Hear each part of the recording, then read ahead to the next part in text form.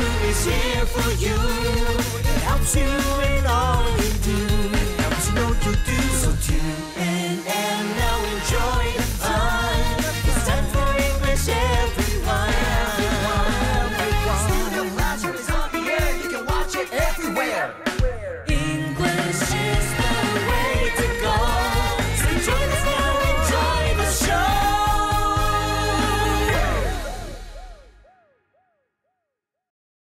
Hello and welcome to Studio Classroom, friends. We are so glad you've joined us today. My name is Anne-Marie. And my name is Gabe. And of course, today is a great day to learn something new. So let's do that together. The title of our article today is Lessons from Atomic Habits.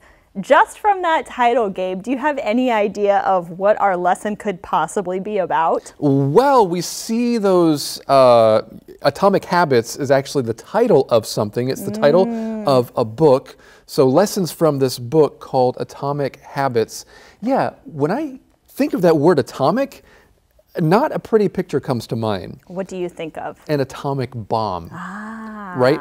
But that's not the only way we use atomic. Of course, atomic bomb has to do with the way the atoms come together and kind of create a chain reaction or an explosion. But atomic could refer to something happening at an atomic level, which is another way of saying a really, really, really tiny level. So maybe we're going to be talking about some tiny habits.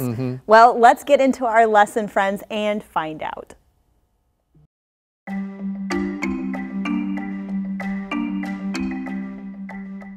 Lessons from Atomic Habits. Tiny changes, remarkable results. Atomic habits will change your life. You've probably heard of books that will change your life. And numerous readers agree that James Clear's book, Atomic Habits, fulfills that promise.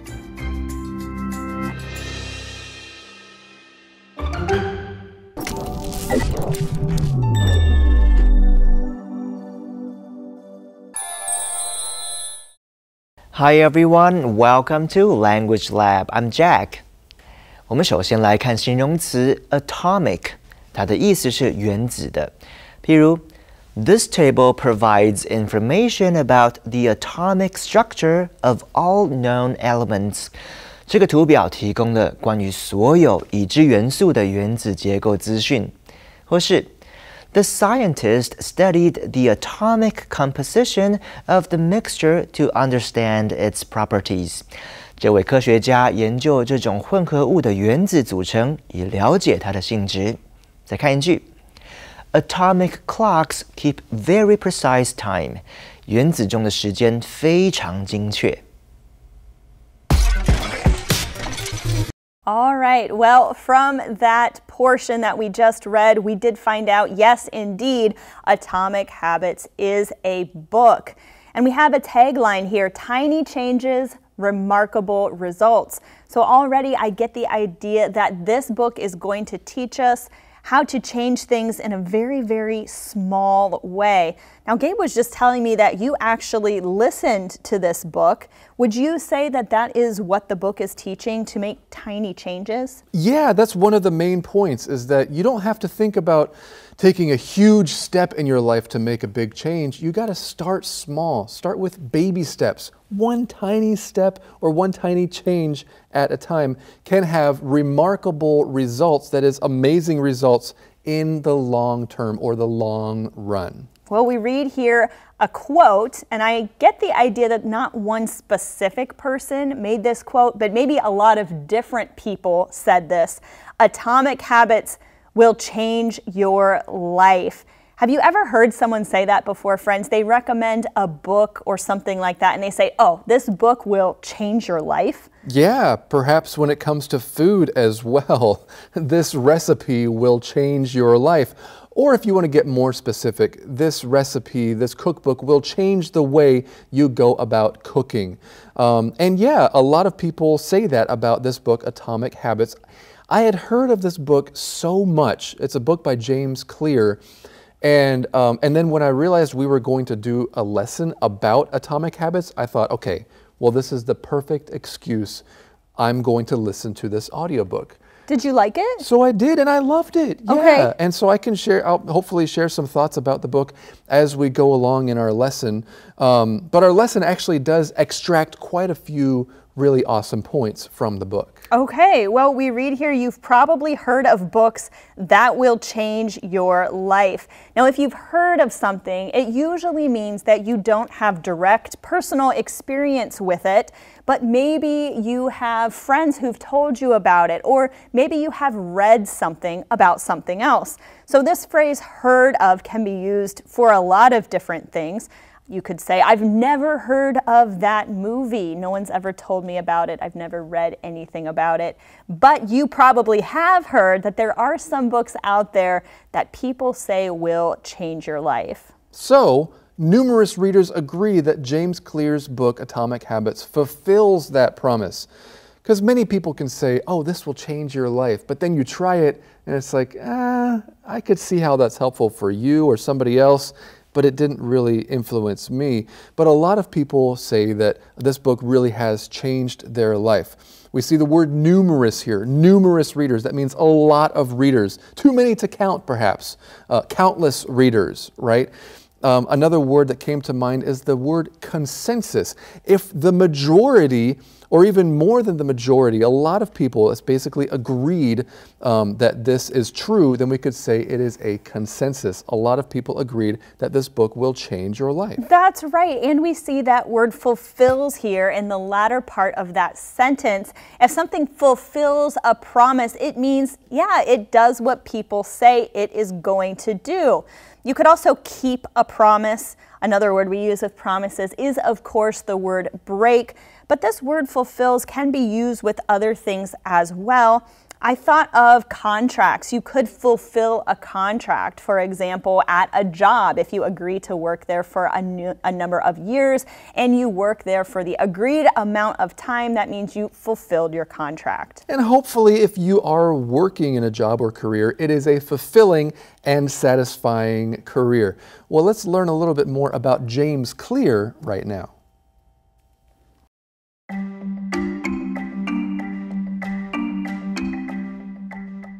Lessons from Atomic Habits.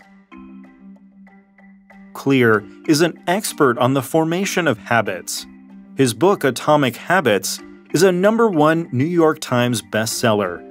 It has sold over 15 million copies and has been translated into more than 50 languages. Why is it so popular?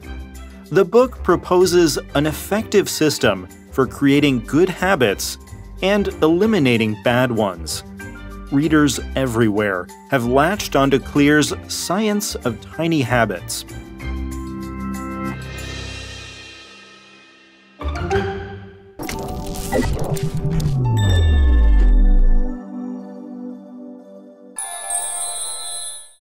我们再来看 translate 这个动词，意思呢就是翻译或是转译。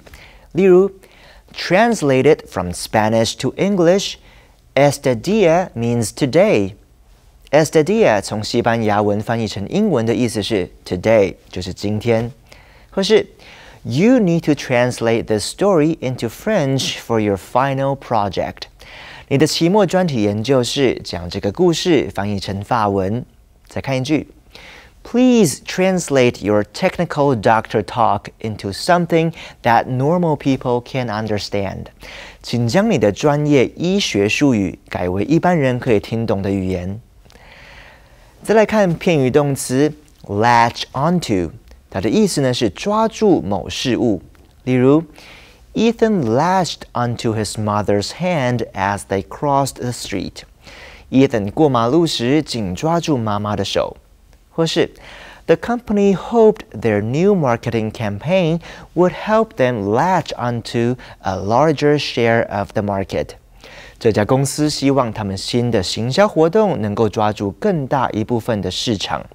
或是 During the lecture, try to latch onto the key points of the presentation for later. 在演讲过程中，尽量抓住重点，以备稍后使用。Thank you, Jack. All right, friends. Well, we read here, Clear is an expert on the formation of habits. Now, people can be an expert on something. They can also be an expert in something.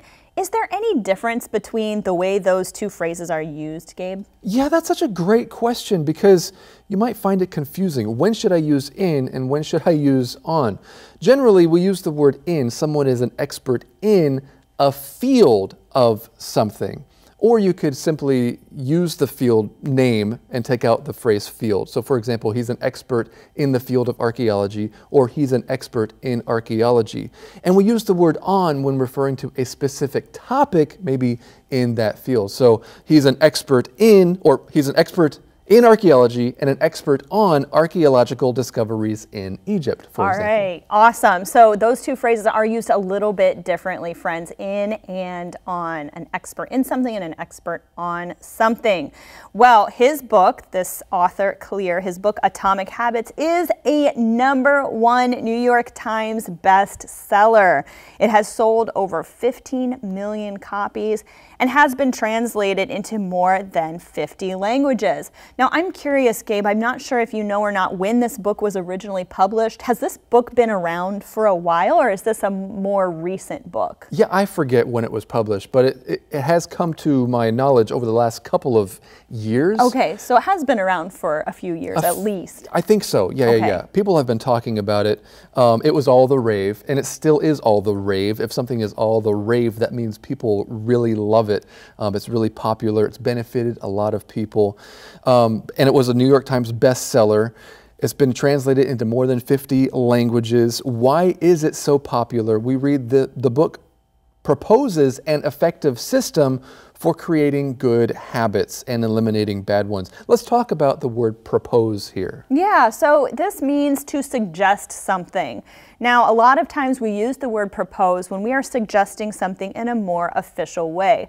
For example, you might create a proposal at work, which means you want to do something new or you want to use something in a new way, so you would write a proposal.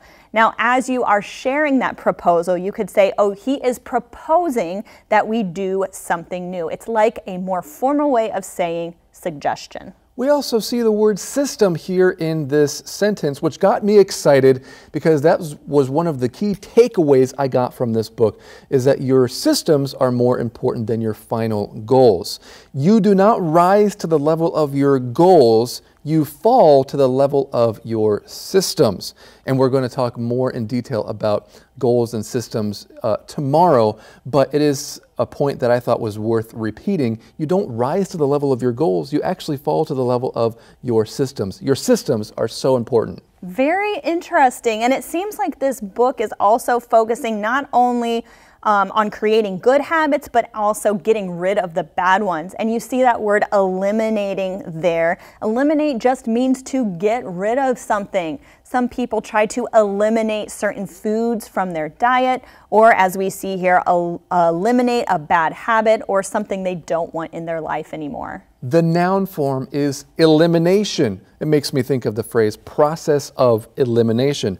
If you're taking a test and you're not sure what is the correct answer, well, you can start by getting rid of the ones you know are wrong. That's called the process of elimination. All right, well, after today's Infocloud, friends, we will continue on with this idea of science of tiny habits.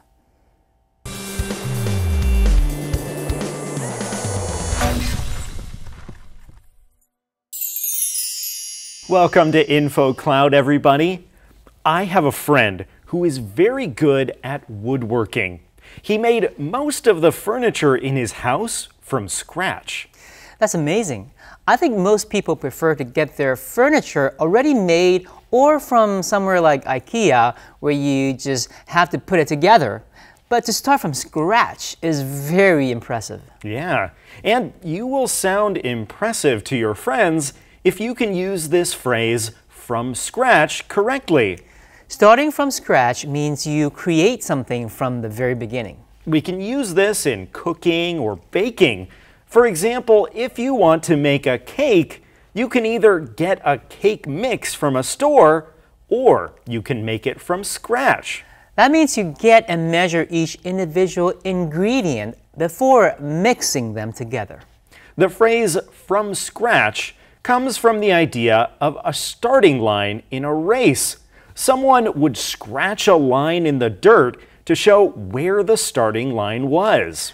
Nowadays, most racetracks have lines painted on them. But the phrase has become part of our language.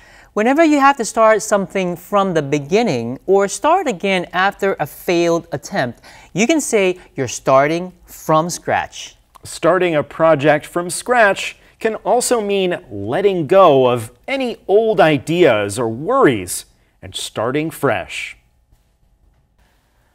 当你想要重新开始一件事情，你可以用今天分享的用语来形容，那就是 start from scratch. Start from scratch 有从头开始的含义。Scratch 是抓或是刮的意思。Start from scratch 是代表用手指头在地上重新画出一个起跑线，从头开始。Tony made his furniture from scratch. Tony 从头开始制作他的家具。你可以用 start from scratch 来形容比较创意型的项目。We are starting this project from scratch. 我们将从头开始这个企划案。这就是今天的 Infocloud， 我们下次云端见。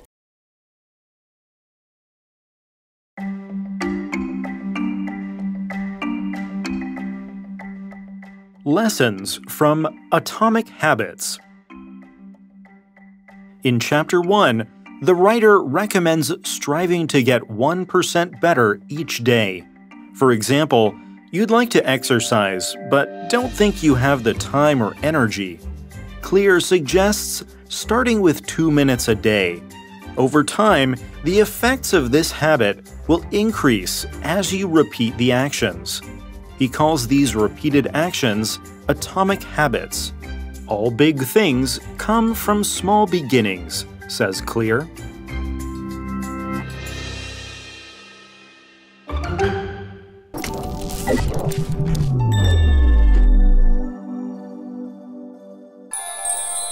最后来看 percent 这个名词，它就是百分比或是百分之几的意思。例如 The cost of living has increased 5% this past year. 去年生活费增加了5个百分比。或是 What percent of your salary do you have to pay in taxes? 你薪水的百分之几需要缴税呢？跟 percent 相关的另一个名词是 percentage， 它的意思是比例或是百分率。譬如The percentage of my high school classmates that went to university is quite high. 我的高中同学上大学的比例相当高。All right, let's continue on with this idea of the science of tiny or small habits. In Chapter 1, the writer recommends striving to get 1% better each day. Now, right away, I'm thinking 1% doesn't sound like a lot, so I can see why we're calling this a tiny habit. And we see that word striving there. What does it mean if you are striving to do something? That's another word for try, but it means you're trying really hard to do something. You're putting in a lot of effort. You're not going to give up if you're striving to do something. Maybe you're striving to get ahead in life. Maybe you're simply striving to get out of debt.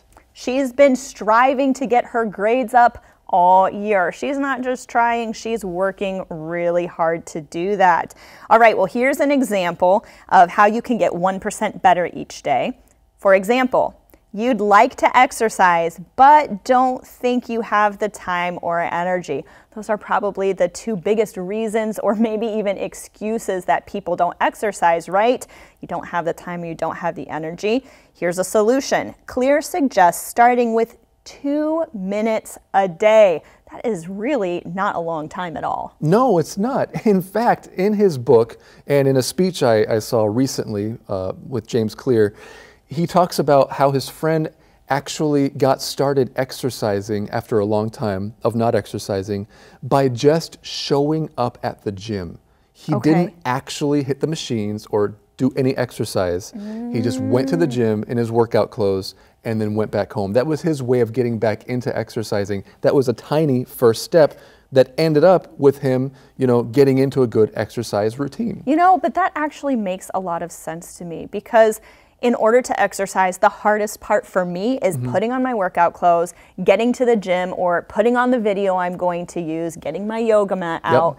Just doing that means I'm probably going to exercise if I go through all of that. That's something he mentions in the book as well, is that if you think you want to exercise sometime in the evening, then right away, when you first get back from work or from school, change into your workout clothes. Maybe you're not going to exercise right then, but when you were planning on exercising, you already have your workout clothes on, so you're more likely to exercise when you want to. It's a great tip. Over time, the effects of this habit will increase as you repeat the actions. That is how we build habits, right? We repeat the actions over and over. Yeah, over time we see here. That means over the course of time, or as time goes on. The idea is not right away or not immediately, so over time. He calls these repeated actions atomic habits. That's where we get the title from. Atomic habits, these are really the building blocks that will end up with remarkable results. And today's lesson ends with another quote from Clear. We read, "All big things come from small beginnings." That's so encouraging for so many of us who maybe want to start a new habit or do something new, and that task just seems too hard or like it will take too much effort or time. But any big thing is going to come from a small beginning. Yeah, one of his points is that you need to start by making the fundamentals of life easier, like just doing a 2-minute workout, for example, because this will create the mental space that is needed for free thinking and creativity. All right, we do have more to learn and talk about right after today's fun fact.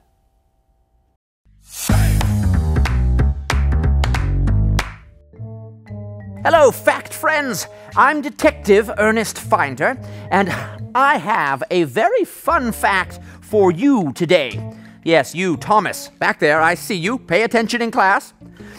When something uses nuclear energy, it is atomic. Now, an atom is a tiny little thing that holds all of matter together. And atomic energy comes from the energy of those tiny atoms. Now, you need to be really careful when you move around atoms. Something could blow up. And that is today's fun fact.